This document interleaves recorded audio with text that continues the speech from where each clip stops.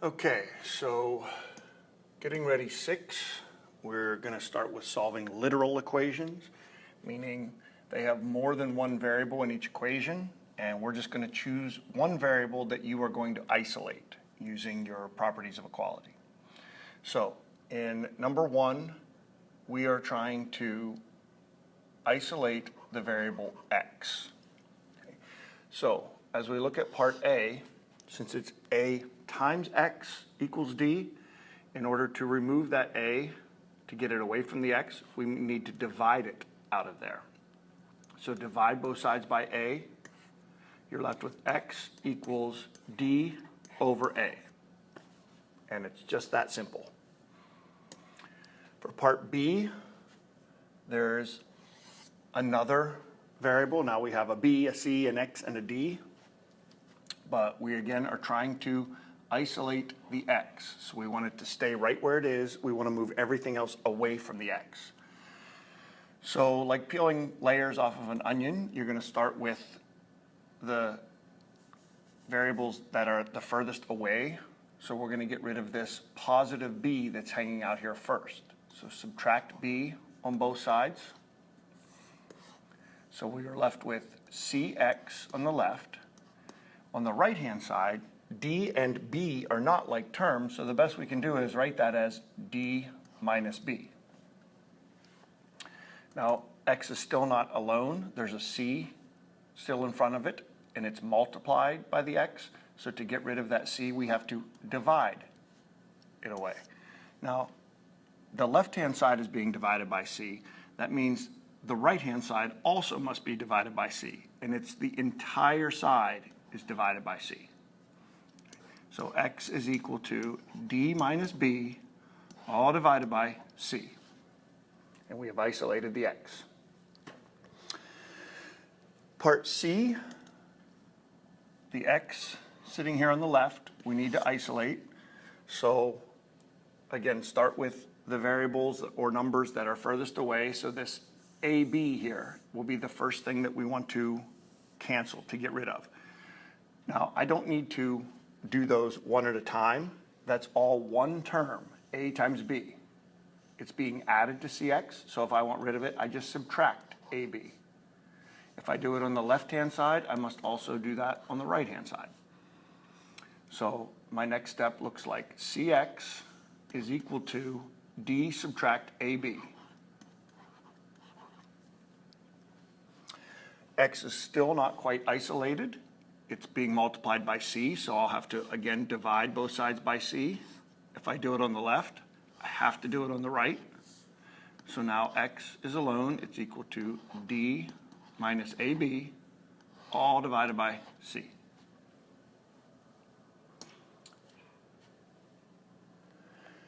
Number 2, it's the same idea here. Now, though, we're using just the variables x and y, and we're isolating the y variable this time. Okay, we're going to solve for y, isolate the y. So in part A, what's keeping y from being alone is this 4x. It's being added to the y, so we'll just subtract 4x on both sides. So y is equal to, you can either write it as 3 minus 4x or negative 4x plus 3. It does not matter which order you write the terms in, as long as the sign in front of the number, negative in front of the 4x, the positive with the 3, as long as the sign in front of the number stays with the number. In part B, we have a 2 being multiplied by our y, so you're going to divide both sides by 2. So y is equal to 6x plus 9 over 2. Now you could stop right there. Eventually, later in the year, we're going to need to be able to divide each of these terms, the 6x and the 9, separately by 2. So another possible answer here is y is equal to, we have 6x over 2 plus 9 over 2. Since these are fractions, anything that can be simplified should be. So we could simplify this to y equals 3x plus 9 over 2, or 4.5. For now, we can stop right here, 6x plus 9 over 2, but it is okay if you simplified to this answer. In part C, we need to get rid of the 5x and then get rid of the negative 2. So first, since that's positive 5x, we will subtract 5x. So on the left-hand side, I have negative 2y. You cannot lose that negative sign. Equals 10 minus 5x, or negative 5x plus 10. To get rid of the negative 2, we will divide both sides by negative 2. So I'm left with y equals 10 minus 5x over negative 2. If you simplified that into two separate fractions, it would be y equals negative 5 plus 5 halves x. The 5 halves is positive because the two negatives, negative divided by negative, turns it into a positive 5 halves. Part D, we first need to remove the 3x. Being positive, it needs to be subtracted. So subtract 3x on both sides. We're left with 6y equals 25 minus 3x. Divide both sides by 6. So y is equal to 25 minus 3x, all divided by 6. Or, again, if it's separated into two fractions, 25 over 6 minus 1/2 x. Part E, to get rid of the positive x, we need to subtract x on both sides, leaving us with negative 8y equal to 12 minus x. If we divide both sides by negative 8,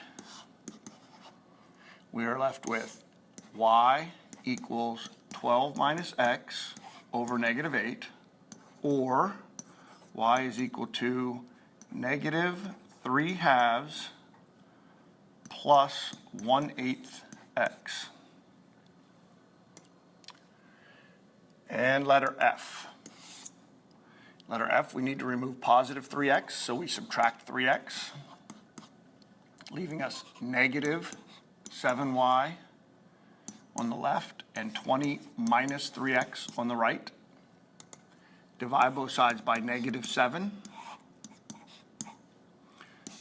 We have y equals 20 minus 3x, all divided by negative 7, or y is equal to 20 over negative 7 plus 3/7 x.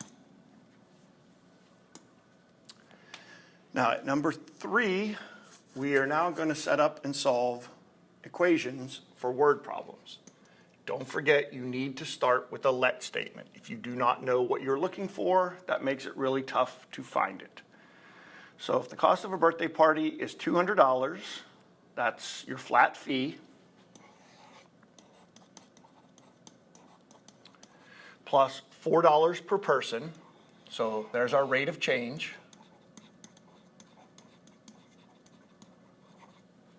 And the total cost came to $324. Our question is, how many people came to the party? Okay, so if we're looking for the number of people at the party, that's going to be our variable. Let x stand for the people at the party. Now, what two quantities must be equal in this problem? Well, one side of my equation will be the cost, and the other side will be the total paid. So the left-hand side, I will write down the method of finding the cost, and I know that the total cost is $324. So how do they determine that cost? Well, there's a $200 flat fee that's paid one time, plus it's $4 for every person. But I don't know how many people showed up to the party. That's what my variable's for. So it's $4 times every person who came to the party. I have a two-step equation here to solve. I'll start by subtracting 200. So 4x is equal to 124. What this part of the equation represents is if we take away the $200 flat fee, that means I paid $124 just for the guests, the $4 per person charge for guests. So how many guests did that take? If I divide both sides by 4, x is equal to 31.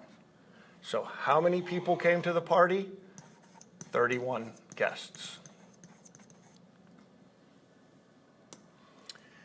Number 4 is also a word problem. So again, we need to read through once or twice or 3 times until we can decide what is our unknown that we are going to write our let statement for X. So the cell phone company charges $55 per month. That's our flat fee. They also charge 25 cents per text. So that's a rate of change. If the charges on Dane's cell phone bill were exactly $100, that's his total, how many texts did he send? So here's what I'm trying to determine. How many texts did Dane send? So my let statement will be let X equal texts. Okay. Now, what 2 quantities have to be equal here? Well, the total cost that Dane paid, the $100, had to be determined by combining the flat fee plus the charge for text messages. So, how much was the flat fee? Well, that was the $55. Plus, my text messages are 25 cents each. I don't know how many I sent. That's the X. So 25 cents times X. When I add those together, the total has to be the $100 that Dane paid. Once again, I have a 2-step equation. I subtract the 55 on both sides. So a quarter X is equal to $45. To get rid of the 25 cents, I divide both sides by 0.25. So X would be equal to 180. So how many texts did he send? Dane sent 180 texts. And lastly, number 5, we have 2 age problems. Part A, there are 2 boys, David and Andre. David is 16 years older than Andre, but together their combined age is 64 years. How old is each boy? Now, since this question asks us to find 2 numbers, you have a choice for how to write your let statement. My suggestion is always to let X stand for the person or the quantity in the problem that something else is compared to. Since David is compared to Andre, I'm going to let X equal Andre's age. That means that David's age can be represented not by a variable. I don't want to introduce a second variable here, but I can write an expression comparing it to Andre's age. If Andre is X years old and David is 16 years older than him, then David is Andre plus 16. Now, their combined age is 64. Combined means when I add them together, so Andre plus David needs to equal the combined age. So how old is Andre? Andre is X. How old is David? David himself is X plus 16, and their total is 64. Now we need an X twice in the problem, once for Andre's age and another time for David's age. Since we have 2 X's, we'll combine those together and call this 2X plus 16 equals 64. Subtract 16 on both sides so that we have 2x equals 48. Divide both sides by 2.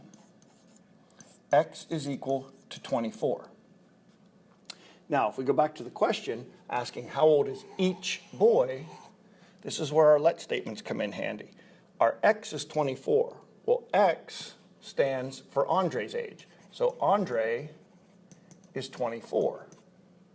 David's age is X plus 16. So David is 24 plus 16, or in other words, 40 years old. And then I can quickly check in my head, do those two ages add to 64? And the answer is yes, they do. Now, part B is very similar, but this time there are 3 persons in the problem. Carla, who is 12 years older than Tyrone. Jorge, who is twice the age of Tyrone. And then again, the combined age is given as 92. Well, this time, you really have 3 choices for who you will use your X to represent. My suggestion, again, is to look for which person is compared to the other 2. Both Carla and Jorge are compared to Tyrone.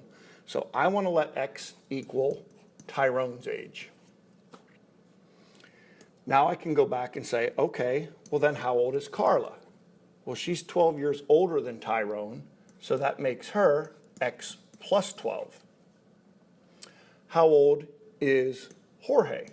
Well, Jorge is twice the age of Tyrone. If Tyrone is X, twice that age is 2X. Once I have an expression for each of the kids, I can say I know that Tyrone plus Carla plus Jorge has to equal their combined age, which again we know is 92. So in my equation, Tyrone is represented by the variable x, Carla by the expression x plus 12, Jorge by the expression 2x. When those are added, they need to equal 92. Start by combining like terms. I have 1x plus another one is 2x plus 2 more is 4x.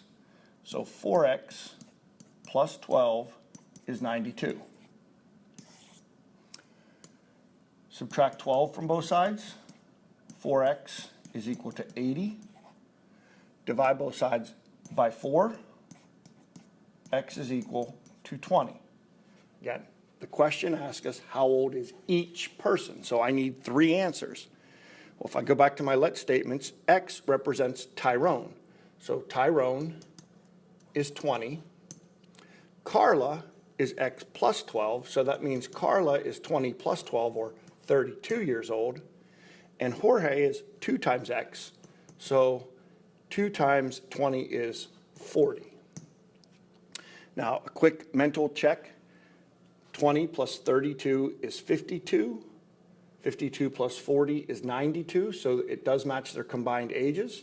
So I found the ages of all 3 people in the problem.